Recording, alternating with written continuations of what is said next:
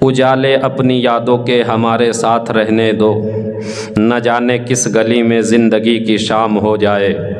عزیزان وقار، ہر ایک انسان جو دنیا میں آیا ہے اسے دنیا چھوڑ کر جانا ہے۔ دنیا کی ہر ایک چیز میں اختلاف لوگوں نے کیا، لیکن موت ایک ایسی چیز کا نام ہے جس کے بارے میں کسی کا کوئی اختلاف نہیں ہوا۔ حضرت آدم سے لے کر کے اب تک جتنے بھی انسان دنیا میں آئے، چاہے وہ فرعون ہو جس نے اپنے آپ کو خدا کہلوایا تھا، یا نمرود ہو یا شداد ہو، یا اپنے دور کا جتنا بھی بڑا دجال ہو، جو بھی دنیا میں قدم رکھا دنیا کو چھوڑ کر کے اسے جانا پڑا ہے۔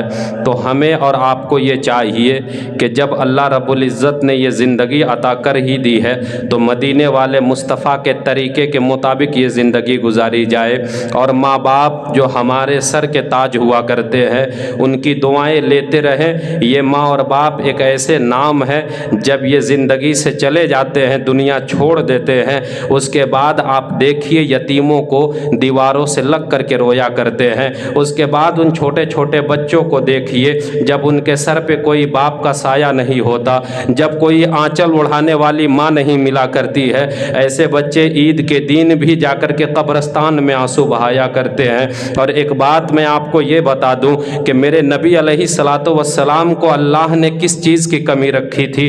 ہر ایک چیز سے نوازا تھا، لیکن میرے مصطفیٰ علیہ الصلاۃ والسلام بھی ایک دن جب فتح مکہ کا دن آیا تھا، اس دن میرے مصطفیٰ نے آنسو بہا دیا۔ صحابہ کرام نے آ کر کے پوچھا تھا، یا رسول اللہ صلی اللہ تعالی علیہ وآلہ وسلم، آپ نے آنسو کیوں بہایا ہے؟ اگر کسی نے انگلی دکھائی ہو تو اس کا نام بتائیے، انگلی کاٹ کر کے رکھ دیں گے۔ اگر کسی نے زبان چلایا ہو تو صرف اس کا نام بتا دیجئے، یا رسول اللہ اس کی گردن کاٹ کر کے رکھ دیں گے۔ اگر کسی نے آپ کی شان میں گستاخی کی ہو یا رسول اللہ تو آپ ہمیں نام بتائیے، ہم اس کی زبان کھینچ لیں گے۔ لیکن میرے مصطفیٰ علیہ الصلاۃ والسلام نے فرمایا تھا، اے میرے صحابہ کسی نے کچھ بھی نہیں کہا ہے۔ تو صحابہ کرام نے پوچھا، یا رسول اللہ پھر آنسو آپ کی آنکھوں میں کیسے آ گئے؟ تو میرے مصطفیٰ نے کہا تھا، آج میری ماں کی یاد آ گئی ہے، آج مجھے میری ماں حضرت آمنہ کی یاد آ گئی ہے۔ اگر آج میری ماں دنیا میں ہوتی اور دیکھتی کہ میرے پیچھے کئی ہزار صحابہ کرام کھڑے ہیں،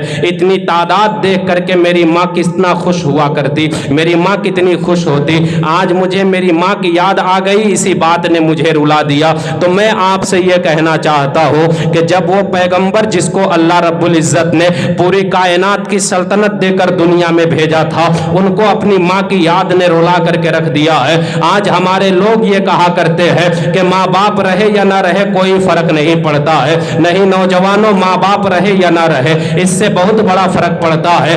اب باپ کی ایک جو جوتی ہوا کرتی ہے، اگر وہ دروازے کے باہر کھلی ہوئی نظر پڑ جاتی ہے، اس کا ایک الگ روب ہوتا ہے۔ اور جو لوگ یہ کہا کرتے ہیں کہ باپ تو ہمارے لیے کچھ بھی نہیں کیا ہے، میں ان سے کہنا چاہتا ہوں کہ اگر یقیناً تجھے ایسا لگتا ہے تو اپنے آدھار کارڈ سے باپ کا نام ہٹا کر کے دکھا، اور پھر اس کے بعد اس آدھار کو لے کر کے کسی دکاندار کے پاس جانا، اس سے کوئی کام کروا کر کے مجھے دکھا دے، اس کے بعد میں مان لوں گا کہ ہاں تیرے باپ نے تیرے لیے کچھ بھی نہیں کیا ہے۔ تو ایک معمولی سے کاغذ کے ٹکڑے سے اگر باپ کا نام ہٹا دیا جاتا ہے تو پھر اس کی کوئی قیمت نہیں رہتی ہے۔ یہی باپ جب قیامت کے دن کھڑا ہو کر کے کہے گا، پروردگار عالم یہ جو اولاد ہے تو نے مجھے اولاد سے نوازا تو تھا، لیکن اس نے کبھی مجھے سکھ نہ دیا، اس نے کبھی میرے درد کو نہ سمجھا۔ تو قیامت کے دن تیرے عبادتوں کو تیرے منہ پہ مار دیا جائے گا، اور باپ کی شکایت کے بدلے میں جنت میں جانے کے بجائے جہنم میں جانا پڑے گا۔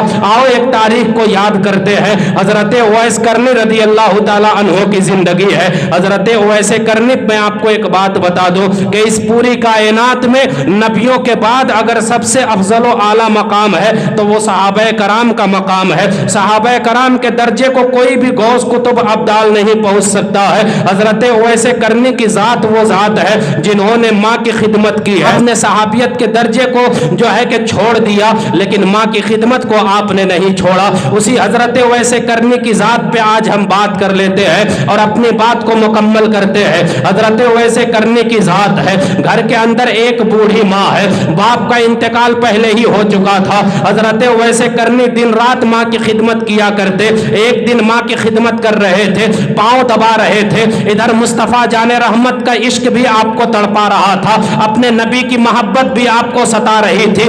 دل میں یہ تمنا اٹھتی تھی کہ کوئی بھی تو وہ لمحہ آ جائے کہ جا کر مدینے والے مصطفیٰ کا دیدار صرف ایک مرتبہ کر لو. لیکن ماں گھر کے اندر رہا کرتی تھی, ماں کو چھوڑ کر کے بھی نہیں جا پاتے تھے. ایک دن ماں کے پیر کو دبا رہے تھے, اچانک جو ہے ماں کے قدموں پر آپ کے آنسو کے قطرات ٹپکتے ہیں. جب آپ کا آنسو ماں کے قدموں پہ جا کر تڑپا ہے, ٹپکا ہے, تو ماں تو وہ ہوا کرتی ہے جو آنسوؤں کی گرمی سے پہچان لیا کرتی ہے کہ میرے لال کے سینے میں کون سی آگ لگی ہوئی ہے. ماں نے کہا تھا بیٹے کیا ہوا, تجھے اپنے محبوب کی یاد ستا رہی ہے, کیا ہوا مدینے والے مصطفیٰ کی یاد آ رہی ہے. حضرت اویس کرنی نے کہا تھا او ماں, اگر آج تو نے جانے کی اجازت نہ دی تو تیرے بیٹے کا سینہ پھٹ جائے گا, اویس کا دل پھٹ جائے گا. ماں نے جب اتنا سنا ہے تو ماں نے کہا تھا ٹھیک ہے بیٹے, کل تم میری ضرورت کے جتنے بھی سامان ہیں وہ سارے لا کر کے دے دینا اور جا کر کے اپنے محبوب کی زیارت کر کے چلے آنا. کل کا دن آیا ہے. حضرت اویس کرنی نے ماں کی جتنی ضرورتوں کے سامان تھے وہ سارے سامان لا کر کے آپ نے ماں کو دیا ہے. اس کے بعد ماں سے کہا تھا او ماں اگر اجازت دو تو مدینے والے مصطفیٰ کی زیارت کر کے آ جاؤ. ماں نے کہا تھا بیٹے ٹھیک ہے چلے جاؤ, لیکن ایک بات یاد رکھنا, شام ہونے سے پہلے پہلے واپس پلٹ کر کے آ جانا. حضرت اویس کرنی نے کہا ٹھیک ہے ماں. اب آپ نے اجازت لی ہے, اس کے بعد آپ نے سفر شروع کیا ہے. قافلے والوں کے ساتھ چلتے جا رہے ہیں. آپ نے پتھریلی زمینوں کو پار کیا ہے, آپ نے ریتیلی زمینوں کو پار کیا ہے. دوڑنے کی وجہ سے آپ کے پیر میں چھالے پڑ گئے تھے, کہیں کہیں سے تو آپ کا پیر کٹ کر کے خون سے لہولہان ہو گیا تھا. قافلے والے اگر ٹھہر بھی جاتے تو حضرت اویس نہیں ٹھہرتے تھے. حضرت اویس اپنے سفر کو جاری رکھتے تھے کیونکہ انہیں اپنے ماں سے کیا ہوا وعدہ یاد تھا کہ شام ہونے سے پہلے پہلے مجھے پلٹ کر کے واپس بھی آنا ہے. آپ کسی طرح سے مدینہ المنورہ کی سرزمین پہ پہنچے ہیں. جب مدینے کی سرزمین پہ آپ نے قدم رکھا ہے, اپنے نبی کی خوشبو کو جب آپ نے محسوس کیا ہے, آپ کبھی ادھر دوڑ کے جاتے کبھی ادھر دوڑ کے جاتے. چھوٹے چھوٹے بچے جو مدینے میں کھیلتے رہتے تھے آپ ان کو اٹھاتے, ان کو بوسہ دیتے, کبھی ان کو گلے سے لگاتے. آپ کہتے تھے تم وہ ہو جو دن رات میرے محبوب کا جلوہ دیکھا کرتے ہو, وہ بچے تم وہ ہو جو دن رات نبیوں کے امام کا چہرہ دیکھا کرتے ہو. حضرت اویس کرنی نے کسی سے پوچھا تھا کہ نبی کہاں پہ ملیں گے, کسی نے بتایا جاؤ مسجد کے اندر چلے جاؤ. آپ مسجد کے اندر گئے ہیں, مسجد میں آپ نے دیکھا ہے نبی نظر نہ آئے. جب پوری مسجد کا تلاش آپ نے کیا ہے کہیں پر محبوب کا چہرہ نظر نہ آیا, آپ مسجد سے باہر نکلے ہیں. آپ نے کہا کہ بتاؤ نبی آخر الزماں کہاں پہ ملیں گے, تو کسی نے کہا تھا کہ حجرہ عائشہ میں چلے جاؤ. حضرت اویس کرنی گئے ہیں, آپ نے دروازے پہ دستک دی ہے, اندر سے آواز آئی تھی من دق الباب. حضرت اویس نے کہا تھا کیا مصطفیٰ جان رحمت اندر میں ہے. حضرت عائشہ نے کہا تھا نہیں نہیں ابھی یہاں سے نکل کر کے چلے گئے ہیں. جب حضرت اویس نے اتنا سنا تو آپ نے کہا تھا ام المومنین آپ جا کر کے پردے میں ہو جائیے, کم سے کم میں ان جگہوں کو دیکھ لو جہاں پہ میرے محبوب بیٹھا کرتے ہیں. حضرت اویس کرنی اندر داخل ہوئے ہیں. حضرت عائشہ کا بیان ہے کہ جب میں نے ان کے حلیوں کو دیکھا تھا تو بال بکھرے ہوئے تھے, میں نے جب ان کے وجود کو دیکھا تھا تو چہرے پہ گرد پڑا ہوا تھا, پورا کپڑا بوسیدہ نظر آ رہا تھا. کبھی ان دیواروں کو چوم رہے تھے جن سے مصطفیٰ ٹیک لگایا کرتے تھے, کبھی اس بستر کو بوسا دے رہے تھے جس پہ مصطفیٰ جان رحمت بیٹھا کرتے تھے. حضرت عائشہ صدیقہ فرماتی ہے کہ وہ عجیب دیوانہ تھا,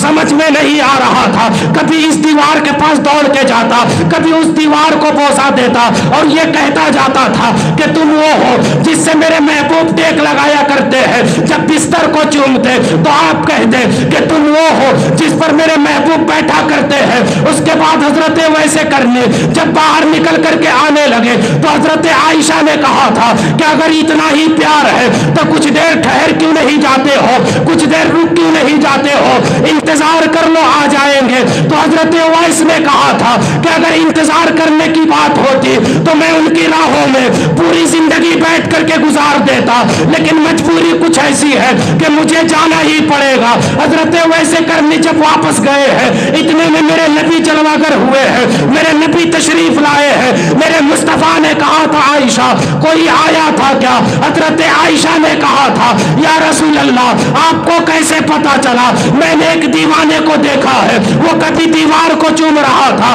کبھی بستر کو بوسہ دے رہا تھا، ابھی وہ پلٹ کر کے گیا ہے، یا رسول اللہ آپ کو کیسے پتا چلا؟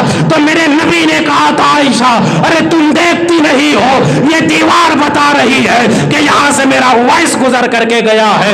عزیزان ملت اسلامیہ، حضرت ویسے کرنی ان سے جا کر پوچھئے ناکامیوں کی لذتیں جو مسافر لٹ گیا ہو جا کے منزل کے قریب۔ حضرت ویسے کرنی پلٹ کر کے واپس آئے ہیں، میرے نبی نے جب دیکھا ہے، میرے مصطفیٰ نے کہا ابو بکر جلدی کرو، عمر جلدی کرو، جاؤ جا کر کے تلاش کر کے لاؤ۔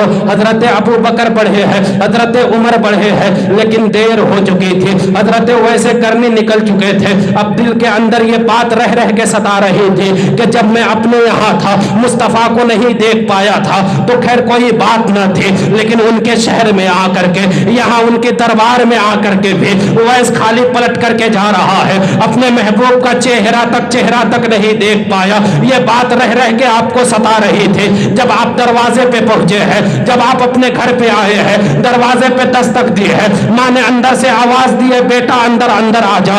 حضرت اویس اندر داخل ہوئے ہیں، چہرہ اترا ہوا تھا۔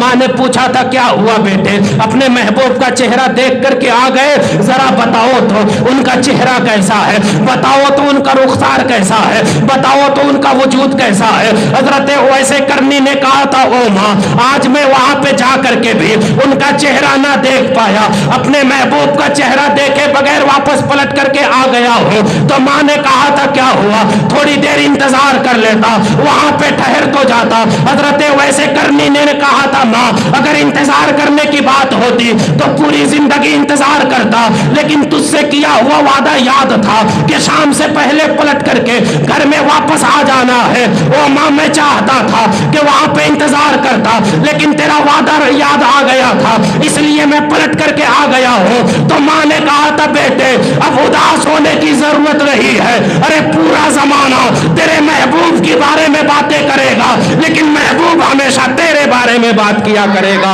عزیزان ملت اسلامیہ، اور یہ ہوتی ہے ماں، اور کی میرے نبی نے بات حضرت ویسے کرنی کے بارے میں۔ آپ مسجد نبوی کے ممبر پہ بیٹھے ہوئے ہیں اور ممبر پر بیٹھ کر کے حضرت ویسے کرنی کا آپ نے تذکرہ کیا۔ آپ فرماتے یمن سے مجھے وفا کی بو آیا کرتی ہے، اور میرے مصطفیٰ علیہ السلام نے اپنا جبہ بھی حضرت ویسے کرنی کے لیے بھجوایا تھا۔ اس کے بعد میرے نبی نے کہا تھا کہ میرے بعد میرے ابو بکر اور عمر اویس سے ملاقات کریں گے، اور جب ان سے ملاقات کرے تو ان سے کہنا کہ میری امت کے لیے دعا کرے۔ یہ ہوتی ہے ماں کی دعا۔ اگر ماں نے کہہ دیا کہ تیرا محبوب تیرے بارے میں بات کرے گا تو یہ ماں کی دعا ہے صاحب، یہ کبھی رد نہیں ہوا کرتی۔ لیکن آج ہمارا معاشرہ یہاں تک آ گیا ہے کہ ماں باپ کو ہم کچھ نہیں سمجھتے، ہم تو یہ سوچتے ہیں کہ آج ہمارے وجود میں طاقت آ گئی ہے تو کون ہے جو ہمارے سامنے کھڑا ہو کر کے بات کر سکے۔ ماں باپ بھی ڈر ڈر کے باتیں کیا کرتے ہیں کہ کہیں میری بات سے اولاد کی دل کو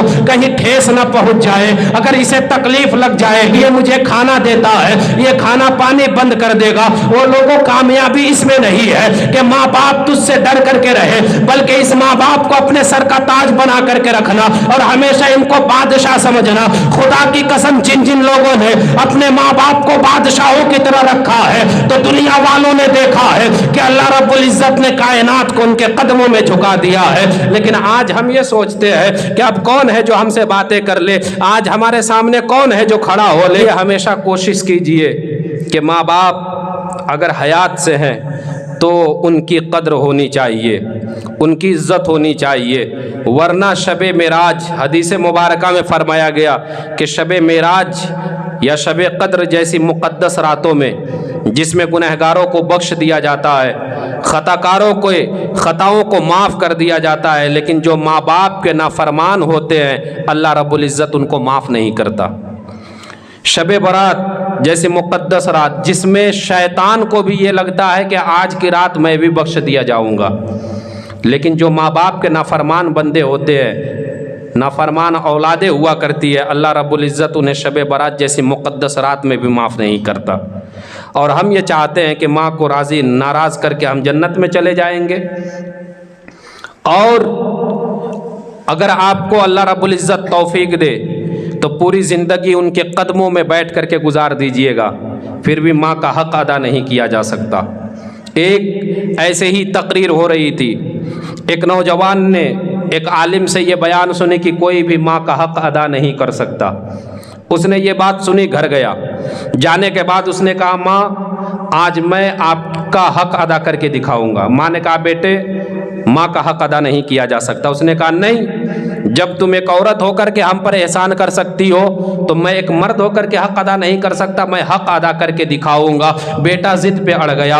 माँ समझ गई कि अब ये ऐसे नहीं मानेगा। माँ ने कहा ठीक है बेटे हक़ अदा करना है। बेटे ने कहा हाँ मैं हक़ अदा करके दिखाऊंगा। माँ ने कहा ठीक है बेटे ठंडी की रातें हैं। माँ ने कहा मेरे बिस्तर के बगल में अपना बिस्तर लगा लेना आज की रात। अब बेटे ने माँ का बिस्तर लगाया है, बगल में अपना भी बिस्तर लगाया है। जब बेटे को नींद आने लगी है तो माँ ने अपने बेटे को उठाया है और उठाने के बाद कहा था कि जा मेरे लिए पानी लेकर के आ। बेटा गया है, पानी लेकर के आया है। माँ ने थोड़ा सा पानी पिया है और जानबूझ करके अपने बेटे के बिस्तर पे पानी गिरा दिया। जब बेटे के बिस्तर पे पानी गिरा है तो तेवर तो बदल रहा था, लेकिन बेटे ने किसी तरह से बर्दाश्त किया है। माँ ने कहा बेटे अब सो जाओ। बेटा फिर सोया है। जब उसे नींद आने लगी है, माँ ने दूसरी मर्तबा उसे जगाया है तो बेटे का जो जलाल था, बेटे का जो तेवर था इस मर्तबा बदला हुआ था। बेटे ने गुस्से में आकर के कहा कि अब क्या हुआ। माँ ने कहा क्या हुआ, मेरा हक अदा नहीं करना है। बेटे ने कहा था हाँ हक तो अदा करना है, जा मेरे लिए पानी लेकर के आ। ये दूसरी मर्तबा गया है और पानी लेकर के आया है, लेकिन अब की बार का मिजाज जो है पहली मर्तबा से बदला हुआ था। बेटे ने कहा ये लो पानी और पी करके सो जाओ। माँ ने पानी थोड़ा सा पिया है और जानबूझकर बेटे के बिस्तर पे गिरा दिया है। इस मर्तबा जब पानी बिस्तर के ऊपर गिरा है तो बेटे को जलाल आया है। बेटे ने कहा आपने ये क्या कर दिया, मेरा बिस्तर गीला कर दिया, अब मैं कैसे सोऊंगा। माँ ने कहा था बेटे क्या हुआ, आराम से सो जाओ, उधर तो सूखा हुआ है। अब उधर को वो सोने लगा है। जब बेटे को तीसरी मर्तबा माँ ने जगाया है नींद से तो इस मर्तबा कंट्रोल से बाहर हो चुका था। बेटे ने कहा था क्या हुआ, अब एक ही मर्तबा में क्यों नहीं बोल देती हो, क्या काम है। माँ ने कहा क्या हुआ, हक अदा नहीं करना है। बेटे ने कहा था हाँ हक तो अदा करना है, जा मेरे लिए पानी लेकर के आ। बेटा तीसरी मर्तबा गया है और पानी लेकर के आया है। माँ ने पानी पिया है और बचा हुआ पानी बेटे के बिस्तर पे गिराया है। अब की मर्तबा जब बिस्तर पे पानी गिरा है तो बेटा बिल्कुल जलाल में आया है और जलाल में आने के बाद कहा था कि आपने मेरा पूरा बिस्तर गीला कर दिया है, अब मैं कैसे सोऊंगा, अब मैं कहां पे रात गुजारूंगा। जब बेटे ने इतना कहा था तो माँ ने कहा था बेटे मैंने तुझसे पहले ही कहा था कि माँ का हक अदा नहीं किया जा सकता है। बेटे ने कहा था क्या कहना चाहती हो, तो माँ ने कहा था बेटे याद कर उन रातों को, यही सर्दी की रातें थी, मैं तुझे अपने साथ बिस्तर पे लेके सोया करती थी। बेटे तुम इधर पेशाब कर दिया करते थे, इधर से उठा करके दूसरी तरफ सुलाया करती थी। जब उधर भी पेशाब कर देते थे उधर से उठा करके तीसरी तरफ सुलाती थी। तेरे बिस्तर पे पेशाब किए हुए जगह पे मैं खुद सो जाया करती थी, लेकिन तुझे सूखी बिस्तर पे सुलाया करती थी। बेटे जब पूरा बिस्तर गीला कर देता था तो तुझे अपने आंचल में सुलाया करती थी, लेकिन तुझे गीले बिस्तर पे नहीं लिटाती थी कि कहीं मेरे लाल को ठंडक न लग जाए। बेटे ने जब इतना सुना है तो माँ के कदमों में आया है और आने के बाद कहा था माँ मामला समझ में आ गया है, अरे मेरी क्या औकात है, अगर दुनिया के सारे बेटे भी मिल जाए तो दुनिया के सारे बेटे मिल करके भी एक माँ का हक अदा नहीं कर सकते हैं। अज़ीज़ान मिल्लत इस्लामिया ये माँ हुआ करती है। नौजवानों एक मर्तबा अगर हमारे साथ कुछ गलत हो जाए तो हम बर्दाश्त नहीं कर पाते, लेकिन माँ ने हर एक लम्हा हर एक पल उन दुख और दर्द और मुसीबत को सहा है। ऐसे ही मेरे नबी अलैहिस्सलातु वस्सलाम ने नहीं फरमा दिया कि माँ के कदमों के नीचे जन्नत है। मेरे मुस्तफ़ा ने फरमाया अल जन्नत व तहता क़दाम उम्महातिकुम, जन्नत तुम्हारी माँ के कदमों के नीचे है। ये जो फरमान दिया गया ज़माने को, आपको क्या लगता है कि ये फरमान वैसे ही दे दिया गया? एक सहाबी रसूल आए, अपनी माँ को कांधे पे बैठाए हुए थे। कहाँ पे? کاندھے پہ، ذرا زور سے بولیے، کاندھے پہ بیٹھا کر کے لے کر کے آئے نبی کی بارگاہ میں، اور نبی سے کہنے لگے یا رسول اللہ میں 40 میل پیدل چل کر کے آ رہا ہوں، اور اتنے گرم پتھر پہ کہ اگر ان پہ تازہ گوشت رکھا جائے تو بھن کر کے کباب ہو جائے گا، اور پیدل لے کر کے آ رہا ہوں، کیا میں نے ماں کا حق ادا کر دیا؟ میرے مصطفیٰ علیہ الصلوۃ والسلام نے فرمایا کہ حق ادا کرنے کی بات کرتے ہو، جب تم پیدا ہو رہے تھے اس وقت جو جھٹکے تمہاری ماں کو محسوس ہوئے تھے، ان جھٹکوں میں سے ایک جھٹکے کا حق بھی تم نے ادا نہیں کیا ہے، ایک جھٹکے کا حق بھی ابھی تک تم نے ادا نہیں کیا، اور ہم یہ کہتے ہیں کہ ماں باپ کا حق ادا کر سکتے ہیں۔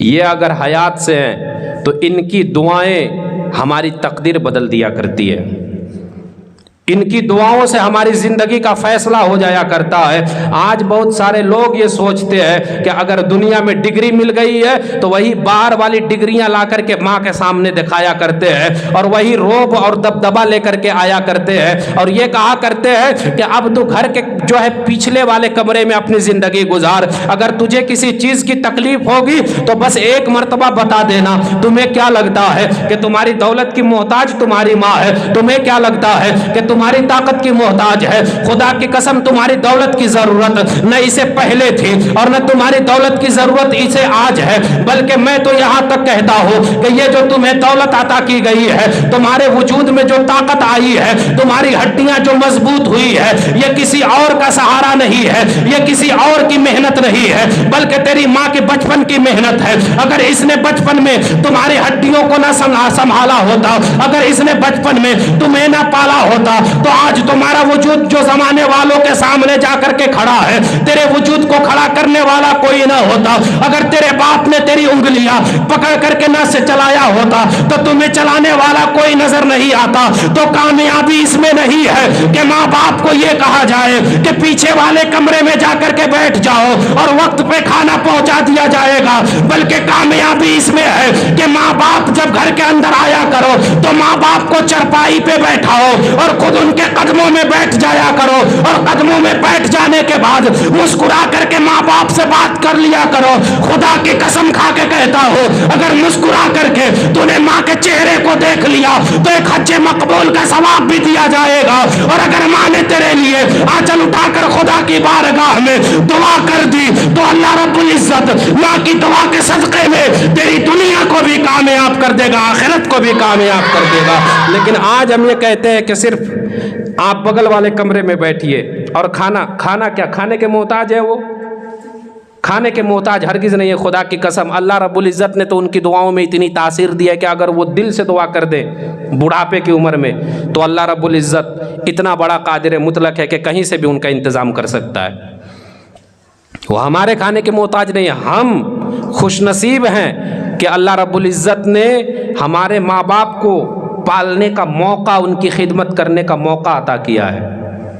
یہ ہم اپنی خوش نصیبی پہ جتنا ناز کرے اتنا کم ہے۔ ورنہ لوگوں ایک بات میں آپ کو یہ بتا دوں، اللہ کی قسم کھا کے کہتا ہوں، جن بچوں کے ماں باپ دنیا چھوڑ کر کے چل جایا کرتے ہیں، میرے نبی علیہ الصلوۃ والسلام کی ذات ہے، میرے نبی علیہ الصلوۃ والسلام کے بچپن کا زمانہ ہے، دنیا میں آنے سے پہلے باپ کا سایہ اٹھ چکا تھا، پھر اس کے بعد دنیا میں جب آپ آئے ہیں بچپنے کا زمانہ ہے، میرے مصطفیٰ علیہ الصلوۃ والسلام کی ذات ہے، ماں نے بھی ساتھ چھوڑ دیا ہے، ماں نے بھی جو ہے دنیا چھوڑ دیا ہے۔ جب حضرت آمنہ کا وصال ہونے لگا، میرے نبی علیہ الصلوۃ والسلام جو ہے اپنے ماں کے سر کو اپنے گود میں رکھے ہوئے ہیں اور اپنی ماں سے باتیں کر رہے ہیں۔ وقت بگڑتا جا رہا ہے، آپ نے ایک باندی کو بلایا ہے۔ حضرت آمنہ نے کہا تھا کہ میں نے دیکھا ہے کہ جن بچوں کی ماں جو ہے بچپنے میں دنیا چھوڑ کر کے چل جاتی ہے، وہ بچے دیواروں سے لگ کر کے رویا کرتے ہیں۔ ایک بات یاد رکھنا، جب میں دنیا چھوڑ کر کے چلی جاؤں گی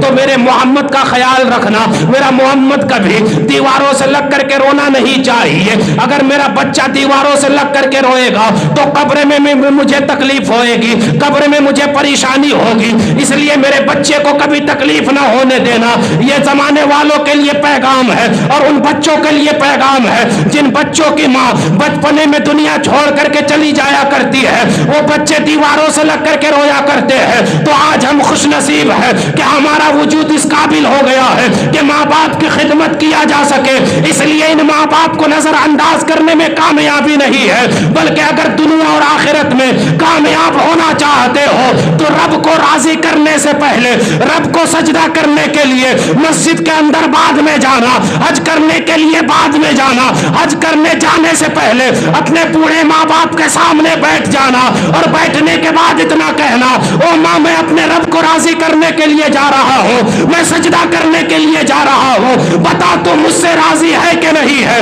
اگر ماں نے کہہ دیا بیٹے جا میں تجھ سے راضی ہوں، اگر ماں نے اتنا کہہ دیا تو پیدا کرنے والا رب بھی راضی ہو جائے گا اور مدینے والا مصطفیٰ بھی راضی ہو جائے گا۔ عزیزان ملت اسلامیہ، یہ ہوتی ہے ماں۔ خدا کی قسم میرے نبی علیہ الصلوۃ والسلام نے آنسو بہایا ہے مسجد کے اندر بیٹھ کر کے ماں کی یاد میں۔ میرے نبی نے کہا کہ آج اگر میری ماں زندہ ہوتی اور میں نماز پڑھ رہا ہوتا، نماز میں ہوتا اور میری ماں کہتی محمد میرے بیٹے ادھر آ، اگر ماں حجرے سے یہ آواز دیتی میں نماز توڑ دیتا۔ یہ کون فرما رہے؟ میرے نبی۔ میں نماز توڑ دیتا اور نماز توڑ کر کے اپنی ماں کے پاس چلا جاتا۔ یہ ہوتے ہیں ماں باپ، اس لیے ان کی تعظیم بہر صورت ہم پر واجب ہے۔